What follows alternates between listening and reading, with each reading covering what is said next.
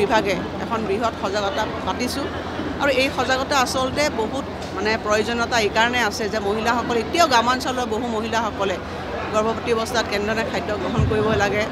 বা কিশোৰীসকলে এনিমিয়া ৰোগৰ কাৰণে কি সাৱধানতা ল'ব লাগে এইবিলাকৰ প্ৰয়োজনীয়তা আছে আৰু আজি সুন্দৰভাৱে ইয়াৰ এই অঞ্চলৰ মহিলা বা কিশোৰীসকলে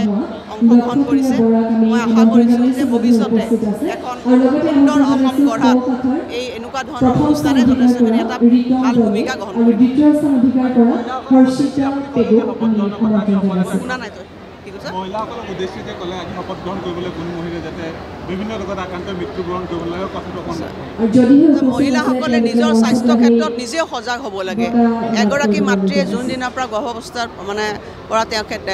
গৰ্ভাৱস্থান কৰে সেই দিনটোৰ পৰা সন্তান গৰ্ভস্থ হ'বলৈ যিখিনি সময়কণ থাকে সেই সময়কণত খোৱা খাদ্য পুষ্টিকাৰ খাদ্য গ্ৰহণ বা যিখিনি প্ৰয়োজনীয়তা অৱলম্বন কৰিব লাগে বৰ ডাঙৰ কথা আজি আমি সেইখিনি সজাগ নহওঁ কাৰণে দেখিছোঁ বহু মহিলাই অপুষ্টিকৰ সন্তানত জন্ম দিয়ে আৰু পিছত তেওঁ গোটেই জীৱনটোৱে কষ্ট ভোগ কৰিব লগা হয় শিশুটো আৰু মাতৃগৰাকী বা পৰিয়ালটো গতিকে মই আহ্বান জনাইছোঁ যাতে প্ৰত্যেকগৰাকী মহিলাই এগৰাকী যেতিয়া মাতৃ হ'বলৈ যায় সেই সময়ছোৱা তেওঁলোকে সজাগতা অৱলম্বন কৰিব লাগে যাতে আমি সমাজখনত এটাও মানে শিশুৰ যাতে কেতিয়াও মৃত্যু নহয় আৰু এগৰাকী গৰ্ভস্থ